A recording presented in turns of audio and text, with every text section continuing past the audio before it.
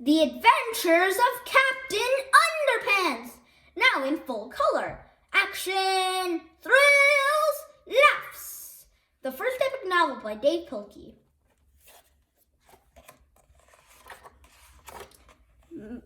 Chapter 1, George and Harold. Meet George Beard and Harold Hutchins. George is the kid on the left with the tie and flat top. Harold is the one on the right with the t-shirt and the bad haircut. Remember that now. Flower shop. Pick your own roses. George and Harold were best friends. They had a lot in common. They lived right next to each other, and they were both in the same fourth grade class at Jeremy Horowitz Elementary School. George and Harold were usually responsible kids. Whenever anything bad happened, George and Harold were usually responsible. But don't get the wrong idea about these two. George and Harold were actually very nice boys. No matter what everybody else thought, they were good, sweet, and lovable. Well, okay, maybe they weren't so sweet and lovable, but they were good nonetheless. Flower shop. Pick our noses. It's just that George and Harold each had a silly streak, a mile long. Usually, that silly streak was hard to control. Sometimes, it got them into trouble. And once, it got them into big trouble. But before I can tell you that story, I have to tell you this story. Chapter 2, Treehouse Comics, Inc. After a hard day of cracking jokes, pulling pranks, and causing mayhem at school, George and Harold liked to rush to the old treehouse in George's backyard. Inside the treehouse were two big old fluffy chairs, a table, a cupboard crammed with junk food, and a padlock crate filled with pencils, pens, and stacks of paper.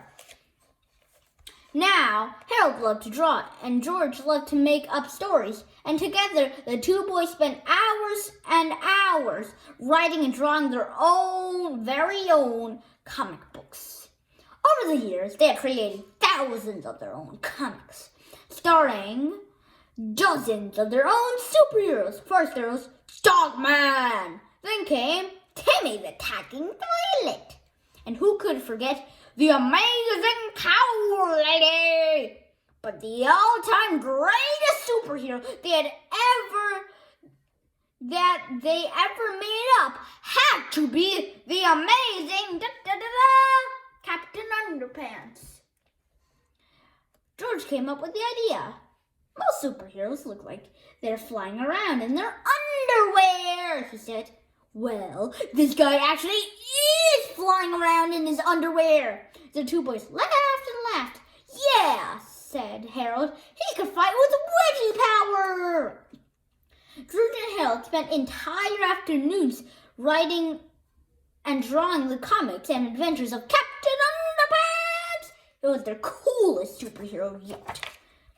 Luckily for the boys, the secretary at Jeremy Horowitz Elementary School was much too busy to keep an eye on the copy machine. So whenever they got a chance, George and Harold would sneak into the office and run off several hundred copies of their latest Captain Underpants adventure. After school, they sold their homemade comics on the playground for 50 cents each. Chapter 3, The Amazing Adventures of Captain Underpants, written by George Beard, cartoons by Harold Hutchins. The Really Cool Adventures of Captain Underpants, written by George Beard, drawn by Harold Hutchins. It was a time of darkness and despair for planet Earth. Bad guys had taken over the streets, and all of the superheroes were too old to fight evil. Hey! Then along came a new improved extra strength superhero. Tra-la-la! Look up in the sky, it's a bird, it's a plane, it's an egg salad sandwich. No way! I'm Captain Underpants. Captain Underpants was faster than a speeding waistband. More powerful than boxer shorts, Rip. And able to leap tall buildings without getting a wedgie. Tra-la-la!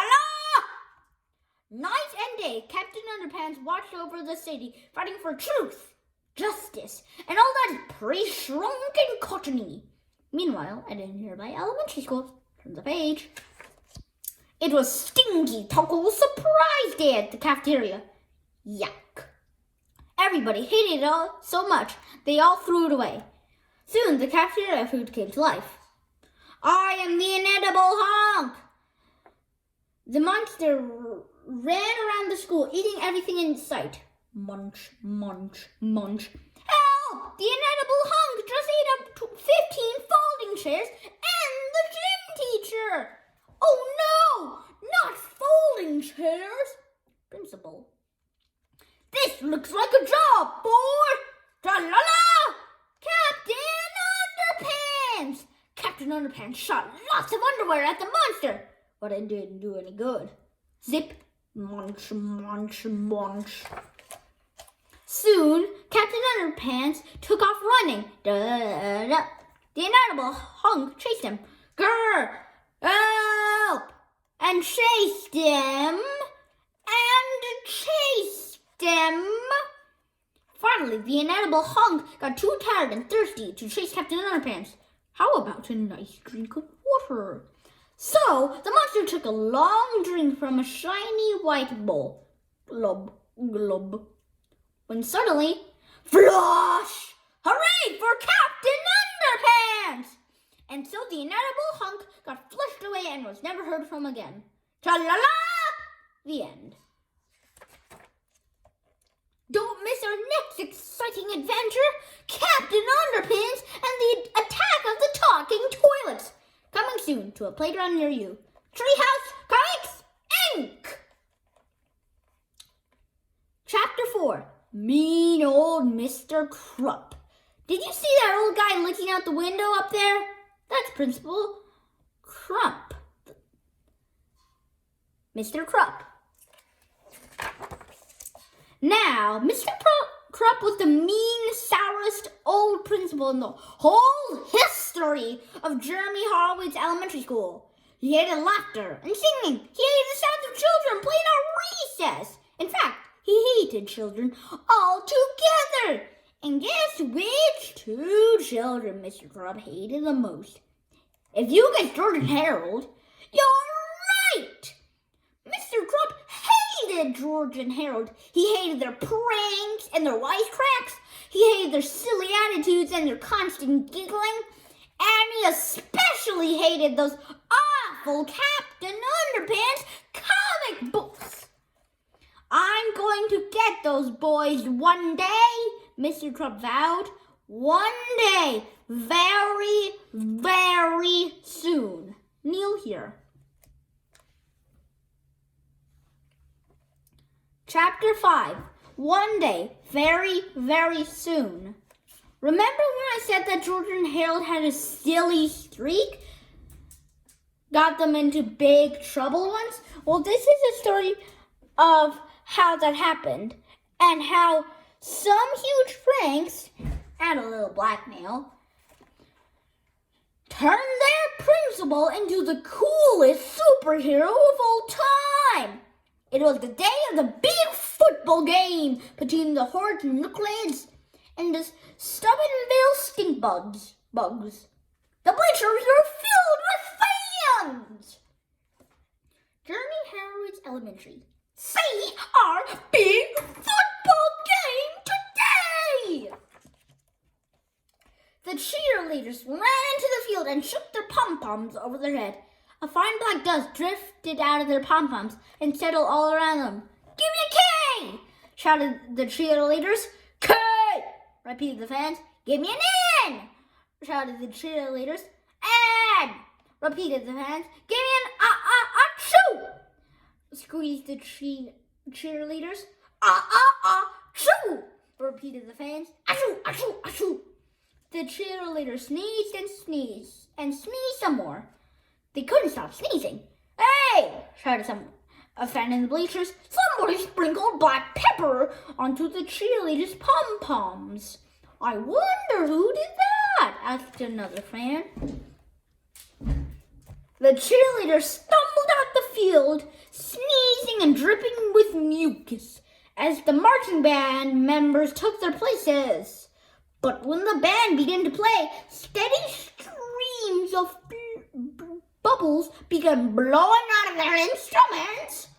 Bubbles were everywhere. Up and down the field, the marching band slipped and slid, leaving behind a thick trail of wet, bubbly foam. Hey! Shouted out a fan in the bleachers. Somebody poured bubble bath into the marching band's instruments. I wonder who did that, asked another fan. Achoo, achoo. Soon the football teams took the field. The knuckleheads kicked the ball. Up, up, up went the ball. Higher and higher it went. The ball sailed into the clouds and kept right going until nobody could see it anymore. Hey, shouted a fan in the bleachers. Somebody filled the game ball with helium. I wonder who did that, asked another fan. But the missing ball didn't make any difference because at that moment, the knuckleheads were rolling around the field, scratching and itching like crazy. Hey, shouted the coach. Somebody replaced their deep-eating muscle rub lotion with Mr. Prankster's extra stretchy itching cream. Itchy. We wonder who did that, shouted the fans in the bleachers. The whole afternoon went on much the same way, with people shouting everything from, hey, somebody put sea monkeys in the lemonade, to, hey, somebody glued all the bathroom doors shut.